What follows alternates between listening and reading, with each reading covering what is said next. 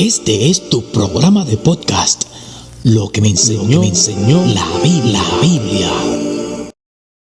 Dios te bendiga, Dios te guarde. Te saluda tu amigo y tu hermano, el evangelista Denis Pérez. Y en esta hora le damos la bienvenida a un podcast más de Lo que me enseñó la Biblia. En este día pues me encuentro solo, pero queremos saludar a cada uno de los amigos y hermanos que nos están visitando y escuchando en esta hora. Queremos enviarle un saludo muy especial a cada uno de los líderes conciliares, de los pastores, apóstoles, evangelistas, profetas, maestros y toda aquella persona que de una forma u otra están envueltos, activos en la obra del Señor y en la expansión del reino de los cielos. En esta hora quisiéramos invitarle a cada uno de ustedes a que nos escuchen por unos minutos, porque tenemos algo que compartir muy importante con cada uno de ustedes. Y esto es un tema muy especial que muchas personas en este tiempo han estado ignorando, deberíamos decir. Y necesitamos o queremos nosotros compartir esto con cada uno de ustedes. Y el tema que queremos desarrollar en esta hora es la naturaleza divina versus el cuerpo de muerte. Y para eso vamos a utilizar dos bases bíblicas. La primera se encuentra en 2 de Pedro capítulo 1 versos 3 y 4, y la segunda se encuentra en Romanos capítulo 7 versículo 21 al 25. Y 2 de Pedro capítulo 1 versos 3 al 4 dice: como todas las cosas que pertenecen a la vida y a la piedad nos han sido dadas por su divino poder, mediante el conocimiento de aquel que nos llamó por su gloria y excelencia, por medio de las cuales nos ha dado preciosas y grandísimas promesas, para que por ellas llegaseis a ser participantes de la naturaleza divina, habiendo huido de la corrupción que hay en el mundo a causa de la concupiscencia. Más adelante vamos a considerar Romanos capítulo 7, versos 21 al 25. Dice el apóstol Pedro, cuando comienza a hablar acerca de estas cosas, dice, las cosas que pertenecen a la vida. Cuando el apóstol Pedro comienza a hablar a esto, se refiere a la vida. ¿A qué vida? Se refiere a la vida en Cristo. La vida que el Padre nos ha dado en Cristo, la cual produce piedad para vivir conforme al diseño que el Padre creó para nosotros en Cristo. La piedad tiene que ver con el carácter. Piedad significa virtud que inspira por el amor de Dios, tierna devoción a las cosas santas, y por el amor al prójimo, actos de amor y compasión. El único carácter que Dios aprueba y el que Él quiere que nosotros manifestemos a través de nuestra personalidad es el carácter de Cristo. Y ahora vamos a hacer una comparación entre personalidad versus carácter. La personalidad es transformada por la naturaleza divina, pero el carácter es formado mediante la vida que está en Dios, la cual fue manifiesta en un diseño establecido en Cristo Jesús. Dios no aprueba nuestro carácter. Dios refleja el carácter de Cristo a través de nuestra vida. El carácter de Cristo lo hemos recibido por la naturaleza divina, de la cual ahora usted y yo somos partícipes. No hay que estar pidiéndolo. Ya lo hemos recibido, pero necesitamos desarrollarlo. Nosotros no podemos manifestar esa naturaleza divina si no tenemos conocimiento de la vida que en esa naturaleza hay.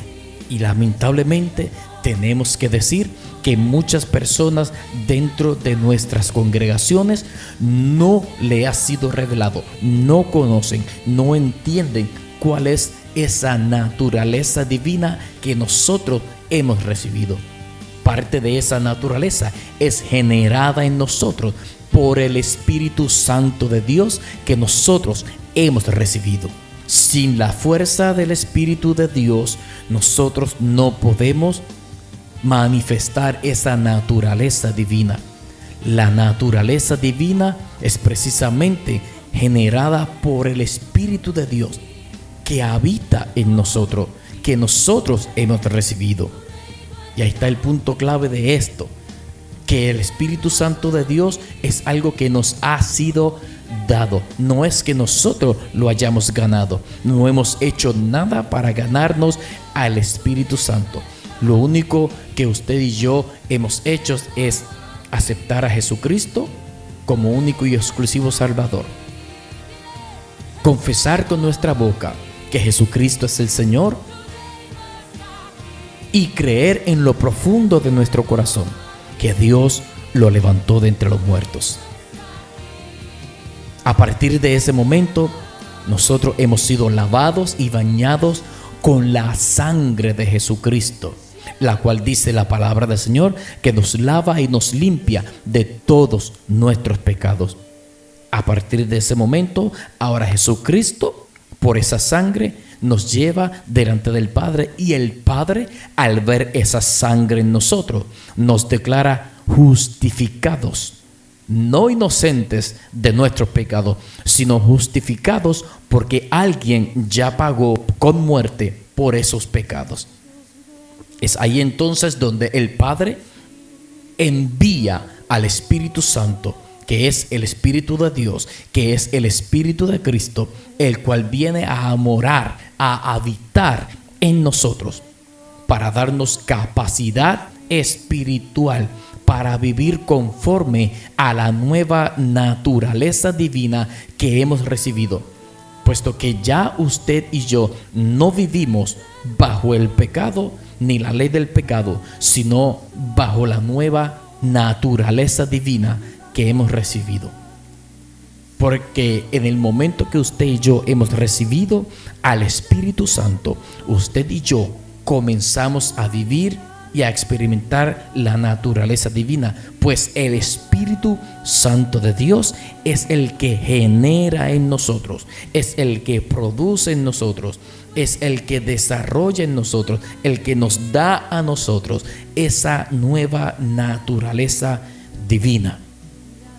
Todo ser humano que nace en esta tierra nace con una naturaleza pecaminosa, pero los que han nacido de nuevo, los que han recibido el nombre de Jesucristo, los cuales han recibido el poder y la autoridad para ser hechos hijos de Dios, ahora participan de la nueva naturaleza divina. No podemos manifestar esa naturaleza divina si no tenemos conocimiento de la vida que hay en esa naturaleza.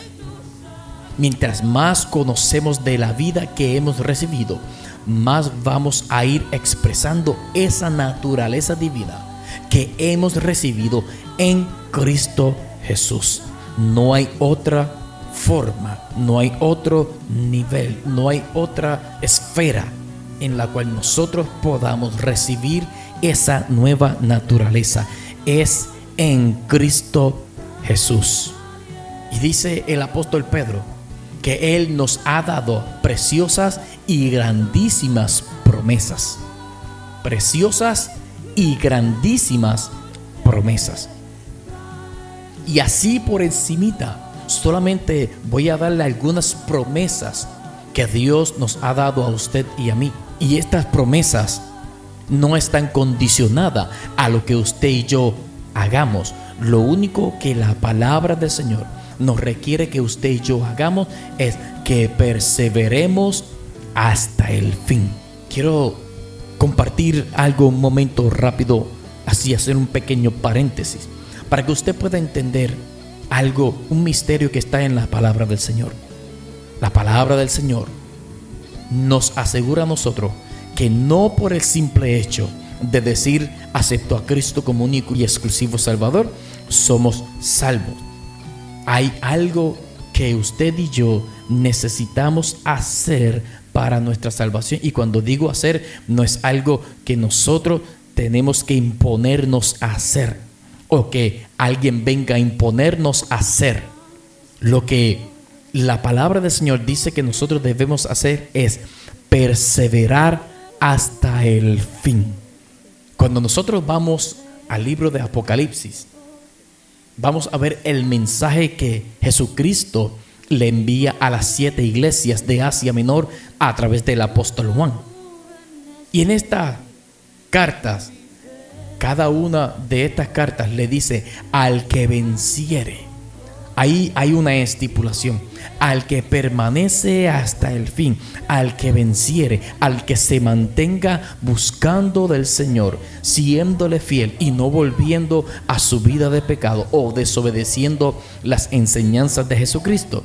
Esta persona será un vencedor.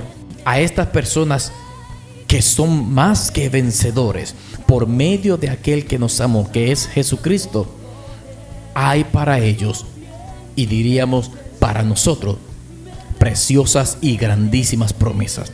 Apocalipsis capítulo 2:7 se nos promete el árbol de la vida. Apocalipsis capítulo 2 versos 11 y 12 nos prometen ahí la corona de la vida. Apocalipsis capítulo 2 verso 17 se nos promete el maná escondido y una piedrecita con un nombre nuevo. Apocalipsis capítulo 2 verso 27 y 28 se nos promete que regiremos sobre las naciones y recibiremos la estrella de la mañana. Apocalipsis capítulo 3 verso 5 se nos promete: los fieles serán honrados y vestidos de blanco. Apocalipsis capítulo 3 verso 12 se nos promete un lugar en la presencia de Dios, un nombre nuevo y la nueva Jerusalén para nosotros habitar en ella. Apocalipsis capítulo 3 verso 21 se nos ha prometido compartir el trono de Cristo. La Biblia describe 3 tipos de naturaleza. Está la naturaleza humana, es la que poseemos y nos hace únicos como individuos. Está también la naturaleza humana. La naturaleza humana contiene un elemento diferencial que es el alma. Es el alma la que nos hace tan diferentes a otros seres vivos, pero no racionales. Si nosotros podemos comenzar a observar todos los seres vivos que existen en este planeta Tierra, desde los peces, los animales, las plantas y todo organismo que existe aquí en esta tierra, solamente hay una especie en esta tierra que es racional, y ese razonamiento viene por el alma. Es por el alma que nosotros somos seres racionales. Es el alma el centro donde se procesan los deseos, el sentir y las emociones.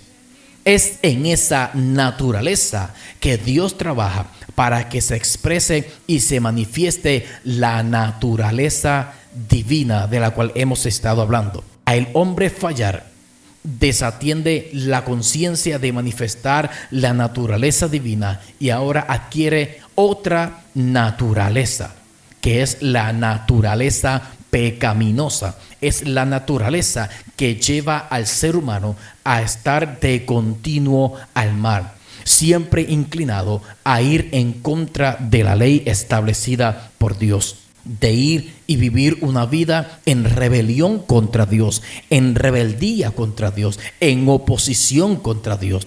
Y esta palabra oposición es algo muy importante que nosotros debemos de entender, ya que esta palabra oposición y posición en contra de la ley de Dios viene de una palabra en griego que es apostasia. Apos, que viene de en contra, y tasia viene siendo el lugar de enfrentarse a. Y esto es lo que significa la palabra apostasia. Es una postura de rebelión en contra de Dios. Es ahí donde el apóstol Pablo entra para enseñarnos a nosotros que estas 3 naturalezas operan en nosotros: la naturaleza humana, la naturaleza pecaminosa y la naturaleza divina. Ahora bien, cuando usted y yo hemos aceptado a Cristo como único y exclusivo Salvador, ahí esta naturaleza pecaminosa ha pasado pues la naturaleza pecaminosa produce muerte, pues la palabra del Señor dice que la paga del pecado es muerte. Ahora, la naturaleza divina que usted y yo hemos recibido, los que hemos aceptado a Cristo como único y exclusivo Salvador, es la naturaleza que produce vida, porque la paga del pecado es muerte, mas la dádiva de Dios es vida y vida en abundancia. Es necesario que nosotros podamos comprender estos conceptos que están en la palabra del Señor, porque es lo que nos va a ayudar a usted y a mí a poder vivir una vida victoriosa realmente en Cristo Jesús. Cuando el hombre, entonces, en el jardín del Edén, pierde la naturaleza divina al desobedecer a Dios, adquiere esa naturaleza pecaminosa. Ahora, esa naturaleza pecaminosa, Jesucristo la clavó en la cruz del Calvario. ¿Y qué está usted diciendo, hermano Denis? ¿Que ya la naturaleza pecaminosa no existe? La naturaleza pecaminosa no existe en los lavados por la sangre de Jesucristo. La naturaleza pecaminosa ya no opera, ya no existe en las vidas que han sido regeneradas por la sangre de Jesucristo. Ahora, sí opera en nosotros la naturaleza humana, y esa naturaleza humana tiene 5 sentidos que dice el apóstol Pablo que el enemigo de las almas utiliza esos 5 sentidos para engañar al hombre y desviarlo de la verdad de Dios. Es por eso que él dice: me temo que como la serpiente engañó a Eva, vuestros sentidos sean extraviados de la verdad. Ahí es donde entramos ahora a Romanos capítulo 7, verso 21 al 25, donde el apóstol Pablo dice: así que queriendo yo hacer el bien, hallo esta ley, que el mal está en mí. Porque según el hombre interior me deleito en la ley de Dios, pero veo otra ley en mis miembros que se revela contra la ley de mi mente y que me lleva cautivo a la ley del pecado que está en mis miembros. Miserable de mí, ¿quién me librará de este cuerpo de muerte? Gracias doy a Dios por Jesucristo, Señor nuestro. Así que yo mismo con la mente sirvo a la ley de Dios, mas con la carne a la ley del pecado. Lo que el apóstol Pablo está diciendo aquí, que cuando usted y yo hemos recibido a Cristo, hemos recibido entonces por el Espíritu Santo la naturaleza divina que opera en nosotros. Y esa naturaleza divina nos ayuda a usted y nos lleva a que usted y yo nos deleitemos en la ley de Dios.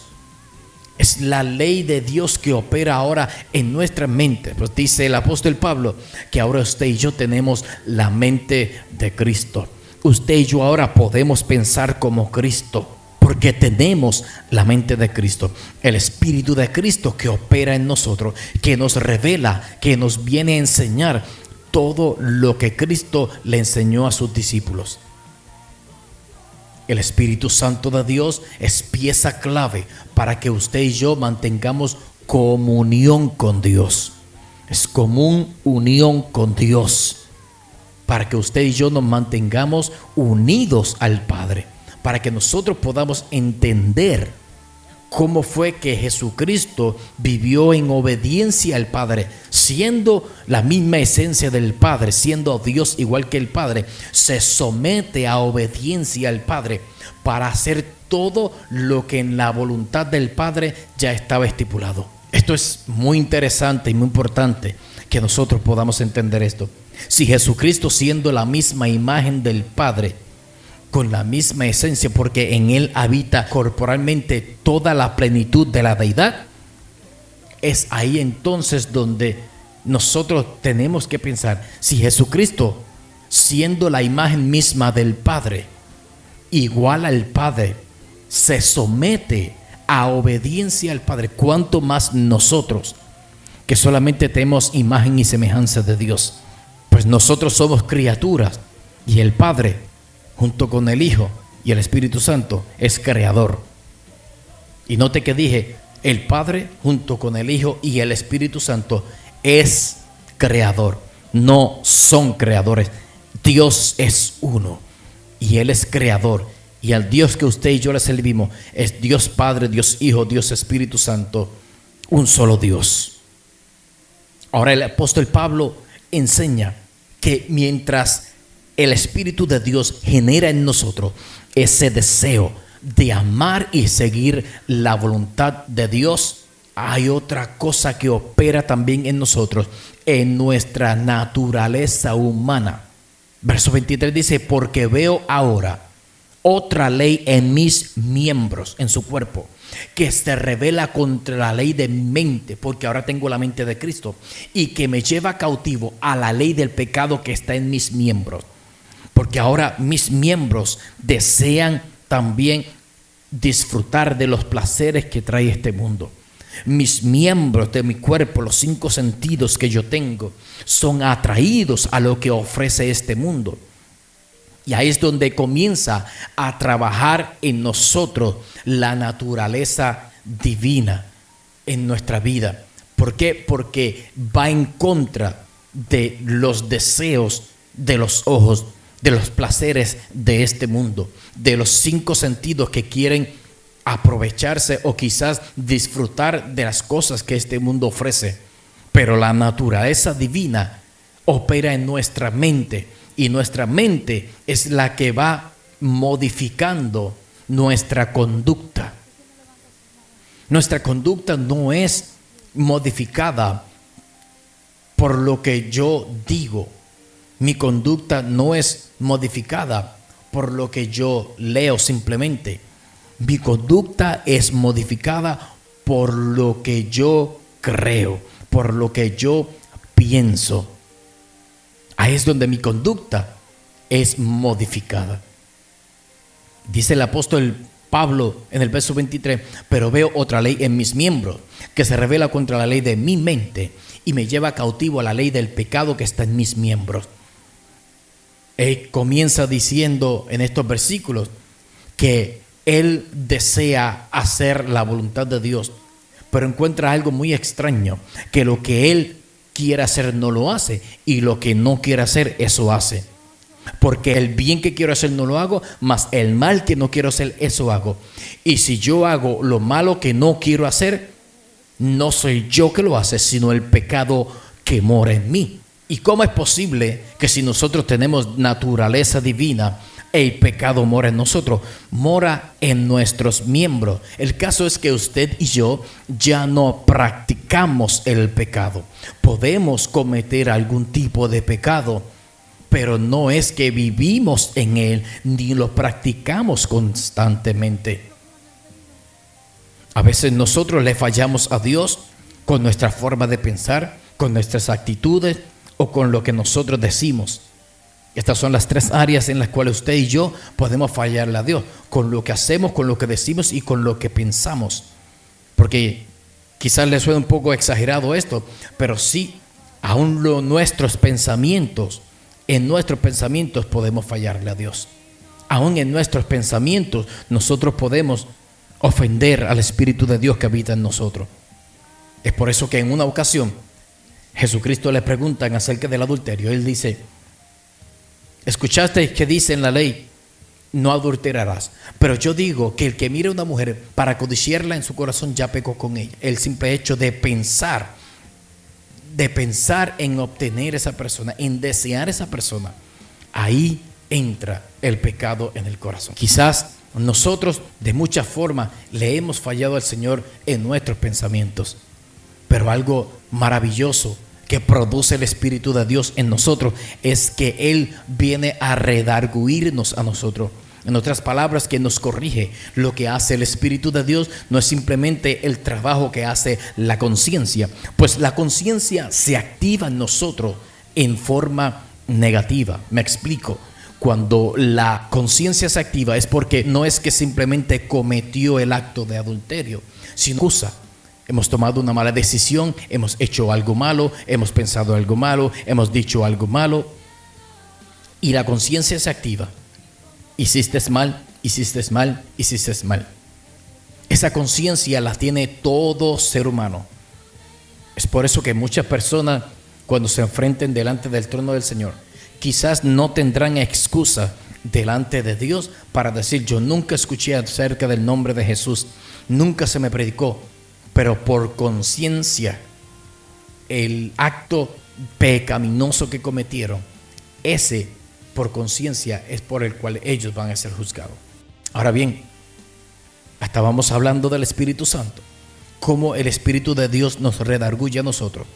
Cuando usted y yo pensamos algo malo, cuando usted y yo decimos algo que no está bien, cuando usted y yo ofendemos al Señor con lo que hacemos, el Espíritu de Dios nos dice: hiciste mal, no debiste haber hecho esto, te descuidaste en esta área, pero corre a la presencia de nuestro Padre, corre a la presencia de tu Padre y pide perdón, porque hay gracia y misericordia.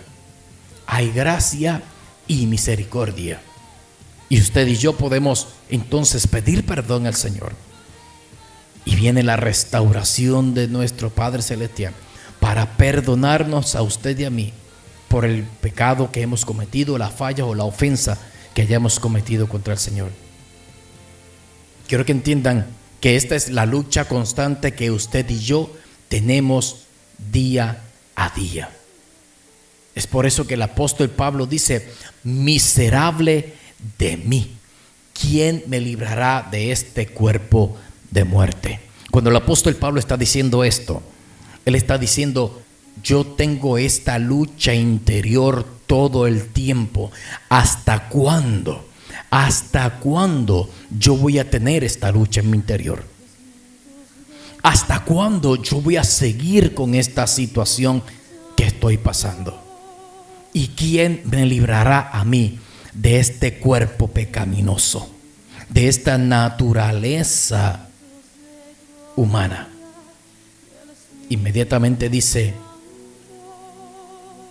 gracias doy a Dios por Jesucristo, Señor nuestro. Si hay alguien que nos puede librar a usted y a mí del cuerpo de muerte, de esta naturaleza humana, es Jesucristo. ¿Y en qué momento? En el momento cuando venga el Señor Jesucristo a buscar su iglesia. Según dice Primera de Tesalonicenses capítulo 4 verso 16, donde dice: porque el Señor mismo, con voz de mando, con voz de arcángel y con trompeta de Dios, descenderá del cielo, y los muertos en Cristo resucitarán primero, y luego nosotros, los que hayamos vivido, seremos arrebatados juntamente con ellos para encontrarnos con el Señor en las nubes y estar para siempre con el Señor. Dice el apóstol Pablo en 1 Corintios capítulo 15 verso 51: ya les voy a declarar un misterio, que no todos dormiremos, pero todos seremos transformados. Todos seremos transformados a la final trompeta, en un abrir y cerrar de ojos, porque los muertos resucitarán incorruptibles y nosotros seremos juntamente transformados. Dice también que es necesario que esto corruptible se vista de incorruptible y esto mortal, este cuerpo de muerte, se vista de inmortalidad. Ahí es donde el apóstol Pablo se agarra para poner esa palabra y hacer esta declaración de confianza en nuestro Señor Jesucristo, el que nos libra a usted y a mí de este cuerpo de muerte. Ahora quiero hablar rapidito algo acerca del cuerpo de muerte. El cuerpo de muerte, muchas personas no saben que esto era un tipo de castigo o pena de muerte que practicaban los romanos. Los romanos practicaban un tipo de muerte o castigo por la muerte. Y esta pena de muerte que practicaban los romanos eran tres. Número uno, estaba el cepo. En el cepo ellos ponían a una persona en unos pedazos de madera donde le amarraban los pies y las manos y a veces hasta el cuello en diferentes posiciones, y a veces la persona quedaba ahí por muchos días hasta que moría. Estaba la crucifixión también, que esto era una pena de muerte que los romanos practicaban, y en esta pena de muerte fue donde Jesús de Nazaret murió. La crucifixión era una de las penas de muerte más fuertes que podía aplicar el gobierno romano, debido a que esto se le aplicaba a los criminales más terribles de toda la nación, a los más peligrosos, a los más despreciables. Y estaba el cuerpo de muerte, que era otro tipo de pena de muerte. Esta pena de muerte del cuerpo de muerte era única y exclusivamente para los asesinos.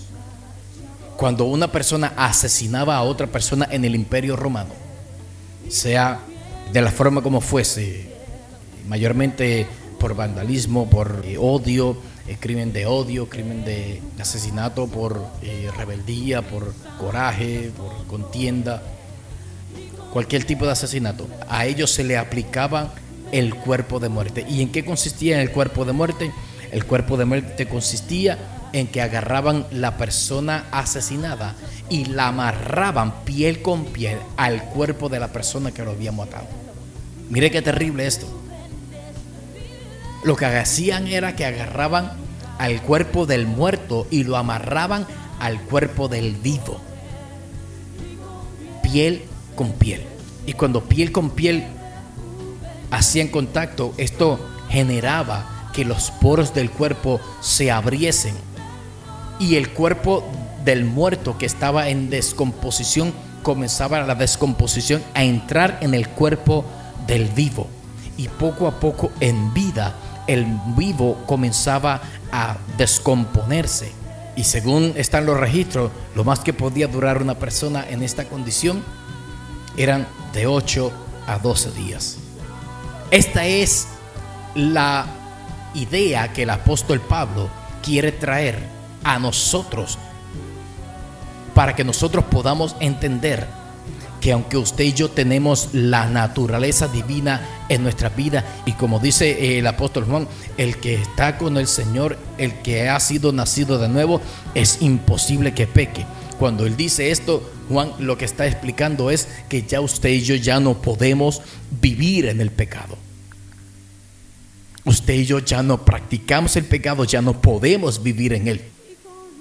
Pero la naturaleza es como ese cuerpo de muerte que está pegado a nosotros, que quisiéramos deshacernos de él y no podemos. Donde quiera que vamos está el cuerpo de muerte en nosotros, deseando las cosas de este mundo. Pero mientras más usted y yo nos acercamos al Señor y ejercitamos en nuestra vida y desarrollamos en nuestra vida esa naturaleza divina que es generada, como ya he dicho, por el Espíritu Santo, usted y yo recibimos fuerzas para no ceder ante la tentación. Es por eso que el apóstol Pablo dice: bienaventurado el varón que soporta la tentación, porque cuando haya resistido, haya vencido la prueba, recibirá la corona de la vida. Y es necesario que usted y yo día a día busquemos al Señor y que practiquemos la comunión con Dios diario. La comunión con el Señor, la que nos ayuda a usted y a mí para nosotros día a día seguir desarrollando, acercándonos cada vez más a la presencia del Señor. Que esa naturaleza divina se vaya perfeccionando en nosotros. Así que este es el consejo que queríamos hablarle en este día. La naturaleza divina versus el cuerpo de muerte. Las dos operan en nuestra vida, pero la naturaleza divina tiene poder y autoridad para ayudarnos a nosotros, a que nosotros podamos tomar ese cuerpo de muerte y llevarlo a la obediencia a Cristo hasta el día que nuestro cuerpo, ese cuerpo de muerte, sea eliminado por completo, porque entonces, como ya mencioné y cité hace un rato atrás, lo corruptible se viste de incorruptible y lo mortal se viste de inmortalidad. Dios te bendiga, Dios te guarde. Esto ha sido todo por este momento, en esta ocasión. Esperamos que esto haya sido de edificación a su vida y que haya aprendido algo acerca de la lucha que usted y yo tenemos con nosotros mismos. Queremos simplemente darle las gracias por estar con nosotros en este espacio, en este otro programa de podcast favorito, Lo que me enseñó la Biblia. Dios te bendiga, Dios te guarde. Hasta la próxima. Este fue tu programa de podcast, Lo que me enseñó la Biblia. Les esperamos en el próximo episodio. No se lo pierdan. Así que avísenle a sus amigos y amistades y díganle que la próxima semana hay otro episodio aún más interesante de este tu programa favorito de podcast, Lo que me enseñó la Biblia.